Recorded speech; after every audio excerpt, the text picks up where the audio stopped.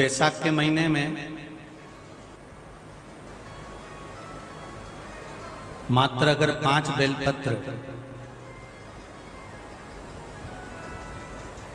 और मट्टी के पात्र में रखा हुआ जल, मट्टी के पात्र से मतलब है कलश, जो माटी का जो कलश होता है आपके घर में जो रखा हुआ है, ये जरूरी नहीं है कि वो नया ही खरीदना पड़ेगा। आवाज सेट नहीं होगा। ये जरूरी नहीं है कि वो आपको नया ही कलश खरीदना है, नया ही आपको लेकर आना है या नया ही आपको लेकर आओ। आपके घर में जो मट्टी का कलश रखा है,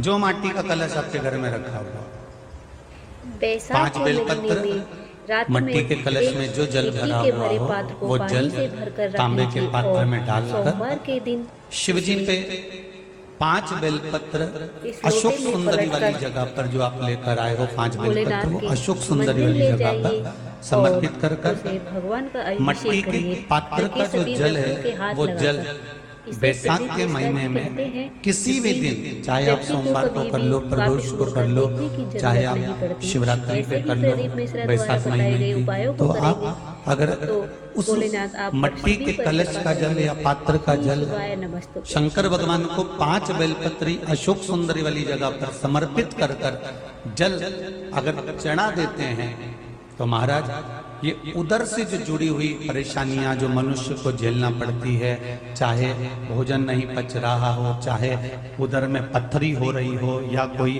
अनेक परेशानियां जो उदर से जुड़ी हुई होती है, बैसाख के महीने में अगर प्रतिदिन मट्टी के पात्र का जल शिवजी को समर्पित करा जाता है तो उदर से जुड़ी हुई सारी समस्याएं अपने आप धीरे धीरे समाप्त होने लगती हैं।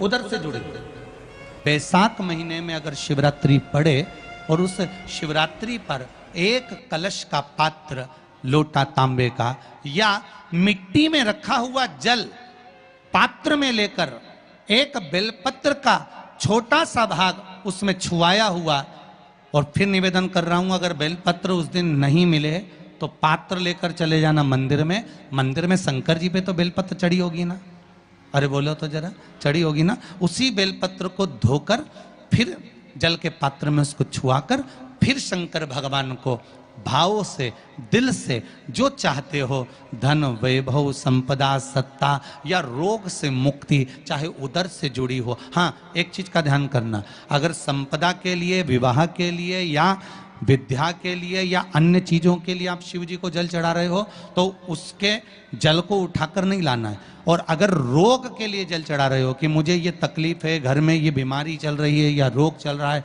या किडनी का या लीवर का या कैंसर का या ब्लड प्रेशर का, तो जो जल तुमने समर्पित करा उसको लेकर आकर आचमन भी करना। सत्कर्म आप कर रहे हैं, थोड़ा सा अच्छा कार्य आप कर रहे हैं, भगवत भजन आप कर रहे हैं, कीर्तन आप कर रहे हैं, मंत्र जाप आप कर रहे हैं, स्मरण आप कर रहे हैं, नाम जाप यदि आप कर रहे हैं तो वो लोभ से परिप्त होना चाहिए, बहुत दूर।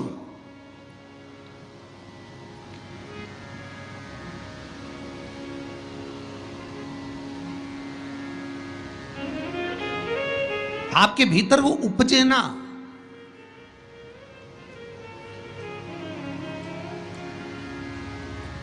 फिर चाहे दुनिया के लोग कितना भी कहे ना, वो एक बेल बेचारा किसान का, एक बेल कुएं में गिर गया। अब कुएं में गिर गया तो किसान का बेल जब कुएं में गिरा तो ये देखा कि कुएं में से बेल को निकालना है। खूब मेहनत करी किसान ने बेल को निकालने की, पर वो बेल निकल नहीं रहा था। बहुत बहुत बहुत बहुत मेहनत करने के बाद भी वो बेल नहीं निकला। बहुत अथक प्रयास करा गया पर बेल नहीं निकला। तब किसान ने फिर कहीं मशीन वाले से कहा होगा कि इस बेल को निकालना है। मशीन वाले ने कहा 25,000 रुपये लग जाएंगे, 20,000 रुपये लग जाएंगे। तो उसने सोचा 20,000 25,000 लग जाएगा तो इससे अच्छा है कि इसको पड़े ही रहने दो। बेल किसी काम का तो था नहीं, बूढ़ा हो गया था। अगर बेल बूढ़ा हो गया है तो इसी कुएं में पड़े रहने दो, मर जाएगा। इसी कुआं भी सूख गया है, इसमें कोई दिक्कत वाली बात नहीं, अपन कचरा पटकते जाएंगे, बेल को वहीं की वहीं दबा देंगे। गांव के लोगों से कह दिया मेरा बेल कुएं में गिर गया है और ये बूढ़ा हो गया था। एक काम करो, तुम्हारे गांव का जितना भी कचरा है ना, घर वाले वो सब लाकर इसमें डालते जाना, बेल मर जाएगा, धीरे धीरे उस पर मिट्टी डल जाएगी। गांव के लोगों ने कचरा लाकर डालना चालू करा। जैसे जैसे बेल के पास में कचरा पटकना प्रारंभ करा, बेल भी समझदार था। इधर कचरा पटकते तो इधर पांव रखकर खड़ा हो जाता, इधर पटकते तो इधर पांव रखकर खड़ा हो जाता। धीरे धीरे पूरा कुआं भराते चले गया और बेर कचरे पर पांव रखते रखते रखते रखते रखते रखते बाहर आ गया। बेल कचरे पर पांव रखते रखते रखते रखते बाहर आ गया, ऊपर आ गया। और जब वो ऊपर आया, निकल कर बाहर भाग गया, निकल कर बाहर भागा। बेल से हमको एक सीख लेना चाहिए, हमको एक चीज सीख लेना चाहिए। बुराई करने वाले कितनी भी बुराई करेंगे, निंदा का कचरा, बुराई का कचरा कितना भी पटकेंगे, हमको केवल उस पर पांव रखकर निकल कर बाहर की ओर चले जाना है और हमारे जीवन को सार्थक बना लेना है। करे करे तो करे।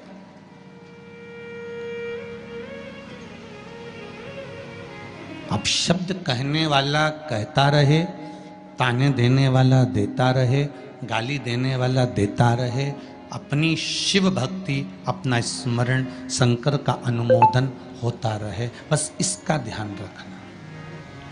बैसाख के महीने में 9वीं तिथि को माता जानकी का प्रागट्य हुआ है पृथ्वी से।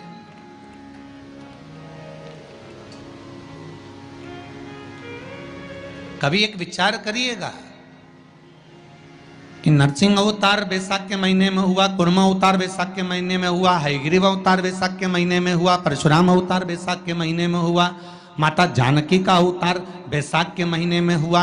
आखिर बैसाख के महीने में, माधव महीने में इतनी महत्वता क्यों?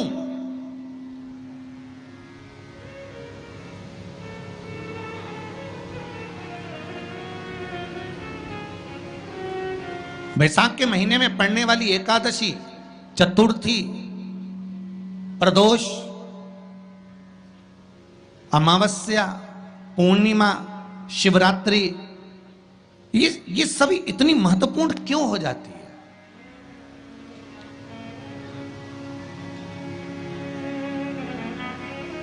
इसकी महत्वता इतनी प्रबल क्यों हो जाती है? किस लिए?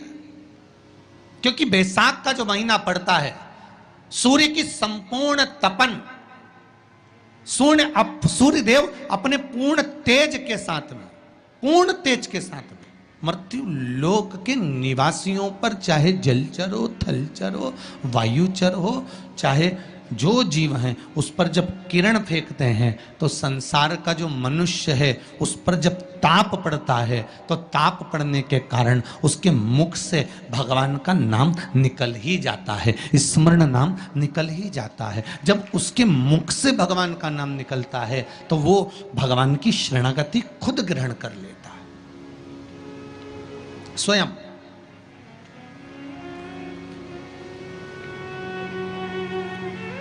शरणागति ग्रहण कर लेना। बैसाख की पोथी पढ़ते हो आप लोग?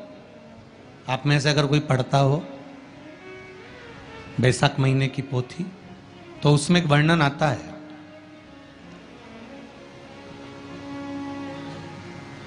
गीता प्रेस गोरखपुर के कल्याण अंक में भी आप ये पावन बैसाख चरित्र श्रवण कर सकते हैं। उसमें एक व्याध और शंख मुनि का चरित्र आता है।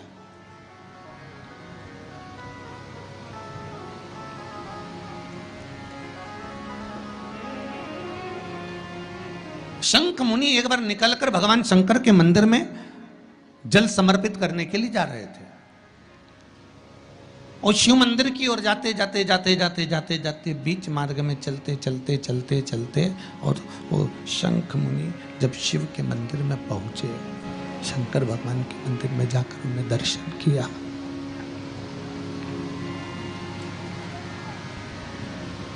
जल का पात्र उठाया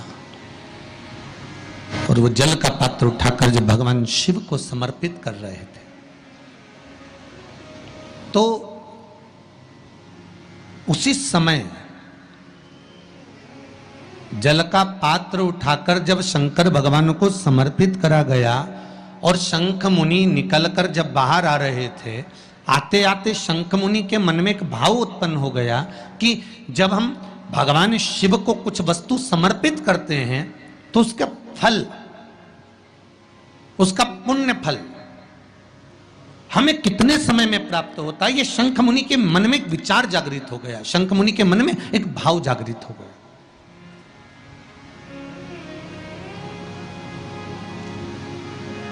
कई माताएं पशुपति व्रत करती हैं, दूसरे को बताया, उसने व्रत करा, उसका हो गया, उसको फायदा भी मिल गया, और ये 3 कर ली, उसके बाद भी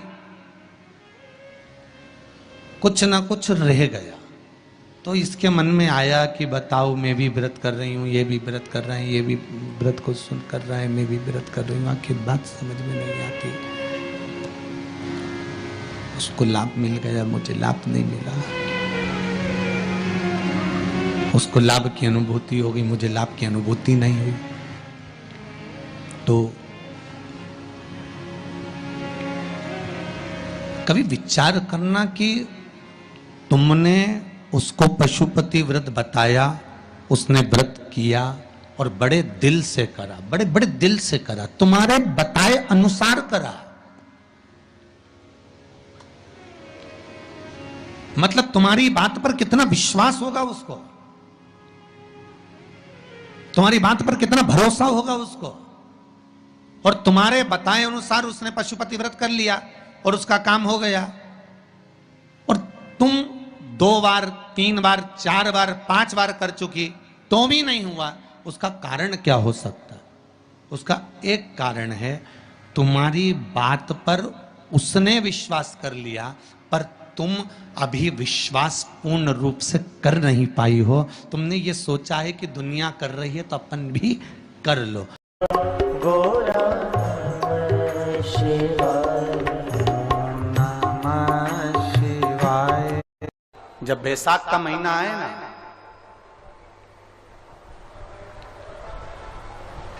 जितने यहां बैठे और जितने आस्था चैनल पर सुन रहे और जितने फेसबुक यूट्यूब पर कथा श्रवण कर रहे, जितने मोबाइलों पर देख रहे हैं, प्रयास करना, बैसाख के महीने में मिट्टी के पात्र में जो रात्रि भर जल रखा हो, मिट्टी के पात्र में, अगर आपके पास में घड़ा हो, हंडा हो, नी हो, तो दिया हो, दीपक हो, कुल्लड़ हो, कोई भी तुम्हारे पास में जो मिट्टी का पात्र, उसमें जल भरना। वो जल बैसाख के महीने की किसी भी सोमवार के दिन, किसी भी सोमवार के दिन, बैसाख महीने या किसी प्रदोष के दिन या बैसाख महीने के शिवरात्रि के दिन, वो मिट्टी के पात्र का जल अपने घर के प्रत्येक व्यक्ति का स्पर्श कराकर उस मिट्टी के पात्र के जल को तांबे के पात्र में डाल लीजिए और घर के प्रत्येक व्यक्ति का स्पर्श करा लीजिए और शंकर भगवान पर कुंदकेश्वर महादेव के नाम से समर्पित करिए। कुंदकेश्वर महादेव। कभी जीवन में पीछे पलट कर देखने की जरूरत नहीं पड़ेगी, आप उन्नति की सीढ़ी की ओर बढ़ते चले जाओ। उस बैसाख के महीने में मात्र अगर 5 बेलपत्र और मट्टी के पात्र में रखा हुआ जल, मट्टी के पात्र से मतलब है कलश, जो माटी का जो कलश होता है आपके घर में जो रखा हुआ है, ये जरूरी नहीं है कि वो नया ही खरीदना पड़ेगा। आवाज सेट नहीं है। ये जरूरी नहीं है कि वो आपको नया ही कलश खरीदना है, नया ही आपको लेकर आना है या नया ही आपको लेकर आओ। आपके घर में जो मिट्टी का कलश लगा हो, शिवरात्रि पे कर लो। कई लोग कहते हैं भगवान ने कृपा करी, हमारे घर में तो बेटा हो गया। बेटी नहीं है, भगवान की कृपा थी कि बेटी नहीं है। हम कहते हैं किस्मत वाले नहीं हो, भाग्य बेकार है आपका अगर तुम्हारे घर में बेटी नहीं है।